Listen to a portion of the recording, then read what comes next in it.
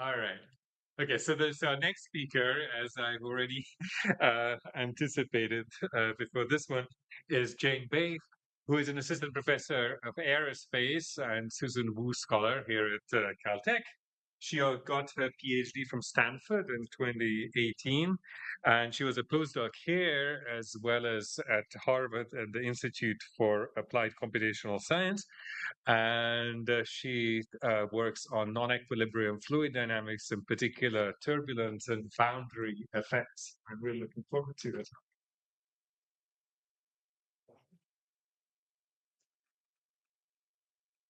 Thank you for the wonderful introduction. My name is Jane Bay. I work on turbulence. So today I'll be talking about how we can apply scientific AI for turbulence. Um, Turbulence, for those of you who are not familiar, is quite ubiquitous in any type of fluid flow, and that includes, air, water, or anything in between. So, for example, things like blood pumping through aorta, or if you drink coffee, whenever you mix coffee with cream, you'll see a little bit of turbulence there. uh, when you see white water, that's also an example of turbulence. And on an even bigger scale, you see planetary turbulence, for example, in the atmosphere of Jupiter. But also, if you look at the clouds, you can see examples of turbulence all around us. So why is turbulence important? So sorry, before I go into that, so how do we define turbulence scientifically? So turbulence can be defined as a chaotic and disorganized motion of a fluid. That's a little vague. You kind of see it when you know it, but quantitatively, it's defined by a non-dimensional number called Reynolds number. It's defined as the velocity times the length scale over viscosity, and when this number is very, very large, on the order of 100 to 1,000, you get turbulent flow. So if you have a high speed flow, or if you have flow over something that's very large, for example, an airplane, or if you have a low viscosity fluid like air, you're more likely to get turbulence. So, why is turbulence important? Um, 25% of the energy used by industry is spent in moving fluids in one way or another, or moving things through fluids. So those are affected by the presence of turbulence, and 25% of that energy is dissipated close to the wall. So near wall turbulence accounts for about 5% of all the energy expenditure, as well as the CO2 dumped into the atmosphere. So that kind of gives you a context of why in real life it's important to understand turbulence and maybe mitigate it, or at least understand how we can reduce turbulence in ways. Just to give you some context, so this is the barrels of oil that we use in the US. You can see transportation takes up quite a bit of that, and a lot of transportation is indeed influenced by turbulence. So if you kind of look at the breakdown, we have transportation through the ocean by ships, transportation through air by airplanes, and also transportation of oil itself through pipes, and so on. And the annual consumption are on the orders of 100 millions of barrels of oil for each of these categories, where you can see that the ship transportation actually costs quite a bit.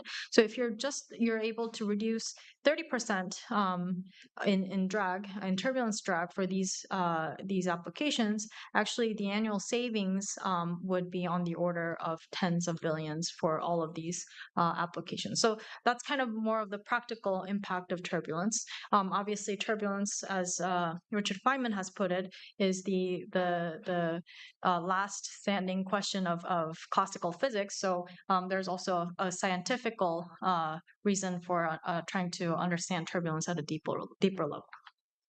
So, can AI learn turbulence? There's some there has been kind of recent upsurge in machine learning where people want to take these machine learning models and apply it to turbulence, and you can kind of see that from all these review papers that are pouring in. So we have machine learning for fluid mechanics, turbulence modeling in the age of data, and so on and so forth. And these are actually from a few years ago, and there are more coming out as we progress. And if you look at kind of the data behind this, so this is from the Web of Science. I took the keyword machine learning and turbulence and looked into how many papers and citations that come out each year. You can see an exponential rise starting around like 2015-ish. And it is ongoing. The data stops at 2023 because that's when I took this data, but it is still on this exponential growth trajectory. But there are kind of two key points that I want to make. In which turbulence becomes a very difficult problem for machine learning and AI. The first is the lack of data, and then the second is the fact that this is a high-dimensional chaotic system. So, what do you mean by lack of data? Turbulence is extremely computationally expensive to simulate. We need supercomputers to just run a single case that in real life would be a few seconds long, which means that the database for turbulence is very limited. It's very limited in terms of the regime in which turbulent flows live in. It's limited in the geometries that we observe turbulent flows. You can also say the same for experimental data. I'm talking mostly about simulation data because I work in computational turbulence, but with experiments, you're limited because these experiments are very difficult and expensive to set up, but also observing turbulence is very difficult. So the tools that you need to gather data is very costly, but also getting time resolved and spatially resolved data in experiments are very difficult. So we have a lack of data in the world of fluid mechanics and turbulence, which is a big problem when you are trying to learn through AI. The second is that, and it's kind of related to the lack of data, is that this is a very high dimensional chaotic attractor, meaning that small changes in the initial condition can result in very big changes throughout. So you've heard about butterfly effect, but that's something that applies to turbulence. It is a chaotic system, meaning that even very small changes can impact the outcome. And so if machine learning does something very minor, has a minor error in it, it'll propagate and it becomes very big change in the end. So if data and learning are kind of the key pillars in AI, actually, the way to kind of overcome these two limitations that I mentioned is to incorporate physics into it. So if we can somehow make sure that the data that we produce, however little that there is, and amplify it through the known laws of physics, we can kind of create a uh, uh, an amplification of the data that we currently have. Same for the learning. So if we are able to incorporate physics into the learning itself, we would be able to learn a lot faster, even if the dynamics are very chaotic. So I'm going to give you two examples of how machine learning can be applied to turbulence. One is on turbulence modeling, and this is where we try to simulate turbulence without actually resolving all of the physical scales that we have. So here are my collaborators. This is a very big collaborative effort. Petros Komosakis, I've worked with at Harvard, and this is kind of where it started. So before we go into the application itself, I need to give you some background on this application. So in turbulence, we have something called large eddy simulations, and this is where we take a turbulence simulation and we make a reduced order model out of it. So if you see here on the left, we have a simulation of an airplane. The flow around an airplane wing and body are highly turbulent, and in order to physically resolve these scales and make a accurate simulation, you would need on the order of 10 to the 16 grid points. And this is impossible to simulate even with the current state of the art supercomputers. It would take on the order of 100 years just to get a single statistic, which means if you're using this to design an aircraft or to understand how turbulent flows flow around an aircraft, this is very useless. So instead, what we do is we take a grid that is much coarser than what you would require to resolve turbulence. And that's what we call subgrid scale modeling. So instead of resolving all these very fine scales that exist in turbulence, we take a very coarse simulation grid, and we hope that we can model what is going on these subgrid scales. And by doing that, we can model, if we're able to model these subgrid scales, we can ideally go down to on the order of 10 to the 11 grid points, which is still expensive, but this is something that could be doable on a very large supercomputer. Still, it would take on the order of several years for this single simulation. So again, for design processes, not ideal. For maybe scientific purposes, could be done. So one extra thing that we could do is model flows very close to the wall, because this is kind of the limiting factor in turbulence. Near small scales that happen that are smaller than the small scales that you can model through subgrid scale modeling. So you need an additional model close to the surface that we call wall models.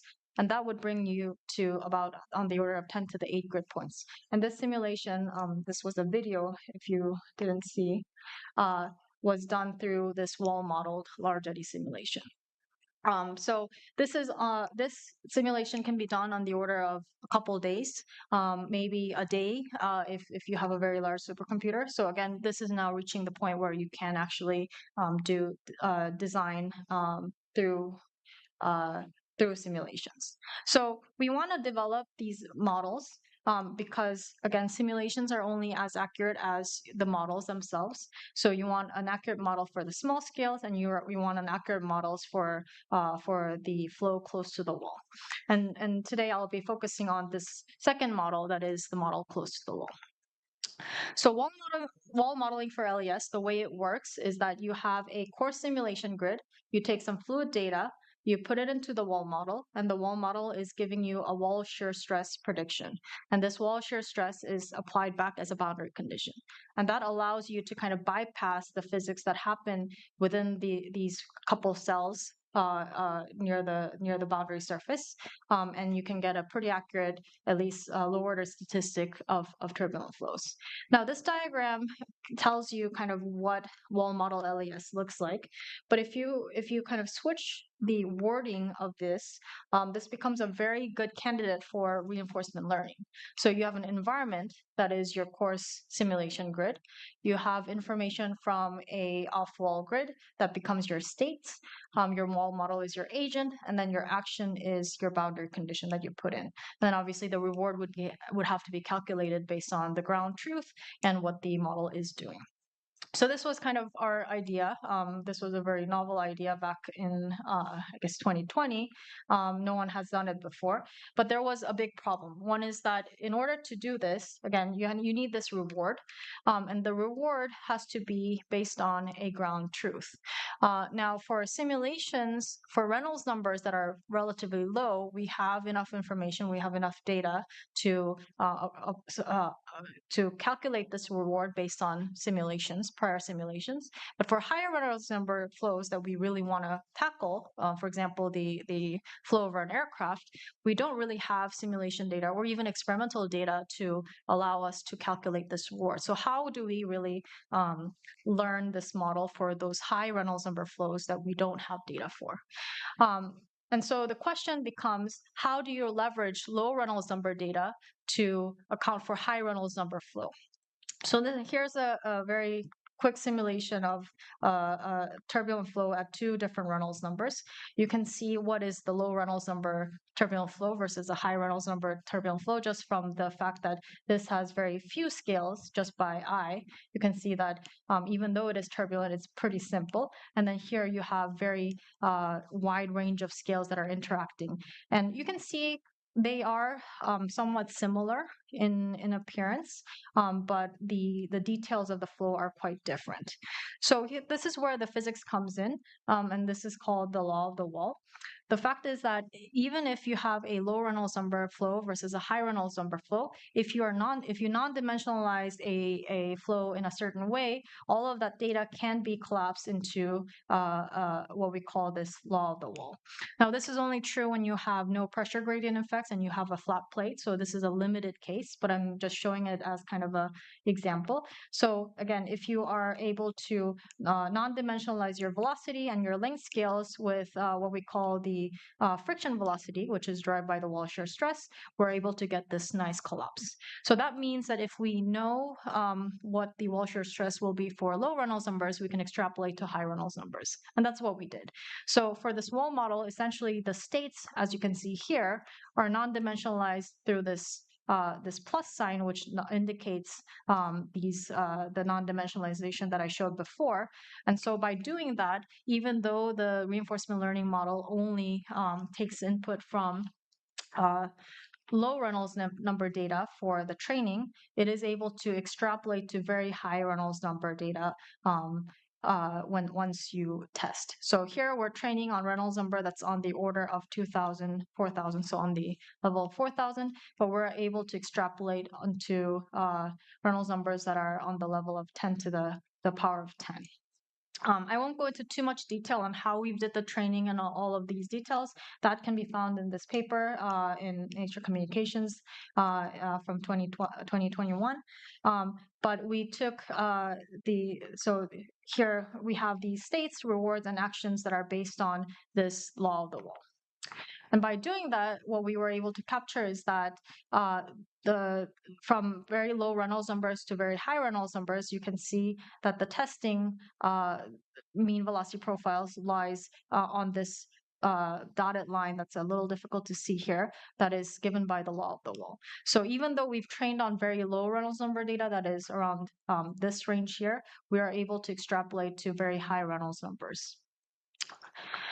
Uh, Now, as I mentioned before, that was only for cases where you have no pressure gradients and a flat plate. So that was actually kind of easy to model. And there are actually models that exist outside of machine learning and AI where they can take advantage of this.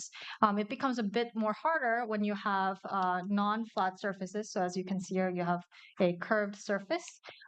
And this creates some pressure gradient effects. So you have a favorable pressure gradient effect in front of the hill, and you have an adverse pressure gradient effect beyond the hill, which also creates this, what we call a separation bubble. So the flow kind of goes backwards right behind the hill. So you can kind of imagine what's happening there. And so we were able to kind of use the same strategy, in the sense we non-dimensionalize using the appropriate physics, and by doing that, our model can outperform the state of the art by quite a bit. So this blue line, so the black line here is the ground truth. So these are simulations, very expensive simulations that were done. The blue line is the state of the art wall model that is unable to capture this high peak, and also capturing very small separation bubble. Whereas our model, which was trained on a different flow, is able to capture this peak at the favorable pressure gradient region, and also capture the size of the separation bubble, even if the entire dynamics within the separation bubble wasn't well captured. So this is a very big improvement in the state of the art in terms of large eddy simulations and wall modeling. The second example that I wanted to give in terms of understanding, incorporating physics into learning turbulence is an application to fluid control. And this is a work done with Anima and her students. And essentially, as I mentioned when I was giving the background, fluid control is important to reduce turbulence drag, which leads to all these cost savings in terms of transportation.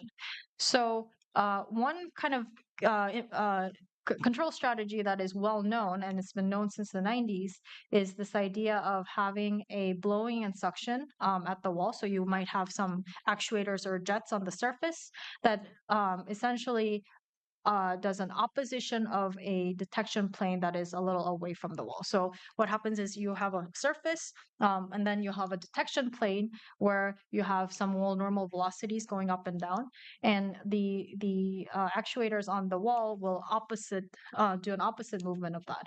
And by doing that, you're able to get about 20% drag reduction, which is quite substantial. Now, the key problem with this is that detecting this detection plane velocities is almost impossible in real world applications. You'll need like a laser sheet and particles to measure that velocity, which again is not really doable, and it's not even doable real time. So instead, what we really want to do is detect on the wall where you can apply sensors and measure, and then be able to do the control on the surface itself. So that requires you to understand what the flow is doing at the detection plane just based on quantities at the wall. So our idea was to apply Fourier neural operators to take the boundary pressure, so the pressure measurements at the wall, and be able to predict what the interior velocity is. Again, I won't go into too much detail. We currently have a manuscript that is on archive that is under review, but essentially, when we look at the loss function that we employ, there's three different losses. One is the physics loss, one is the data loss, and the other is the policy loss. The physics loss is the error in the governing equation, and this is what I want to kind of emphasize. So this is the error in the Navier-Stokes equations, and you want to make sure that this is small to make sure that you are abiding by the physics within the interior of the domain. The data loss is the error between the predicted and the ground true velocity field, which is essentially the loss that people typically think about. And then the policy loss is the turbulence drag. So you want to minimize turbulence drag, and that's where it pops up. But essentially, we're kind of embedding the physics within the model itself. And by doing that, we can do much better than other methods, such as a CNN. So you can see here, this is the wall pressure. This is the velocity at the detection plane. This is the ground truth.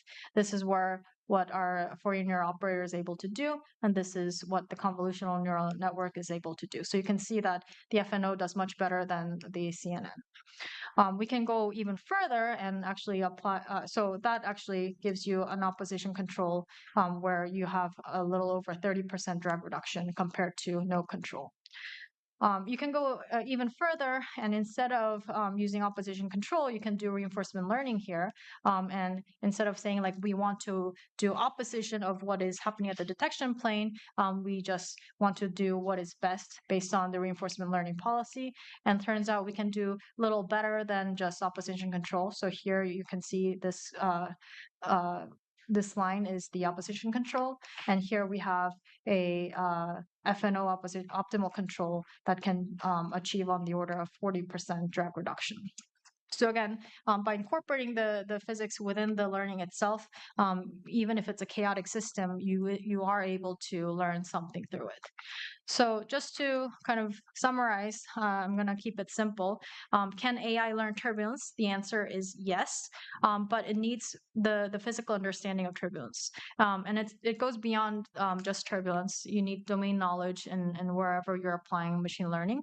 But particularly in cases where you have very complicated systems, where you are lacking in data and where you have very chaotic dynamics, this becomes important even more. So with that, I will take any questions.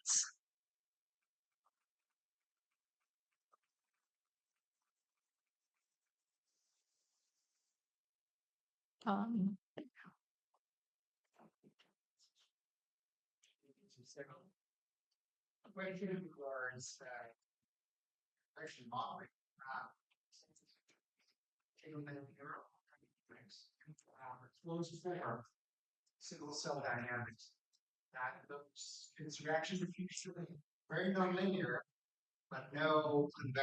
mhm.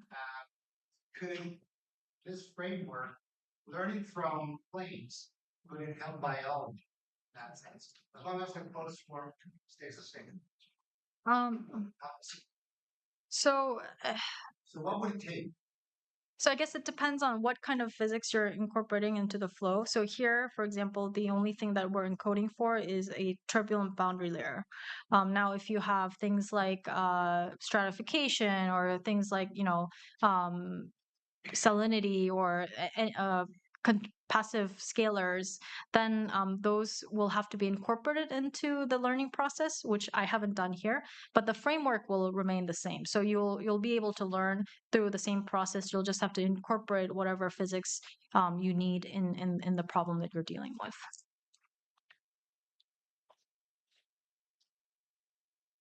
There was another question. I just clarification. You talked about this three last terms earlier, and you talked Yeah.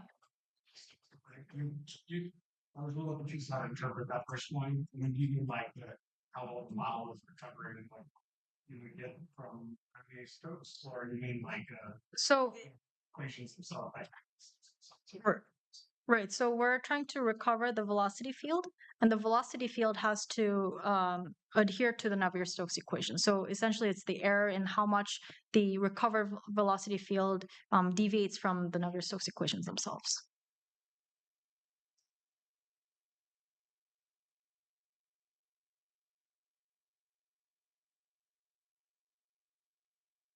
any other questions? No, that's I'm checking again.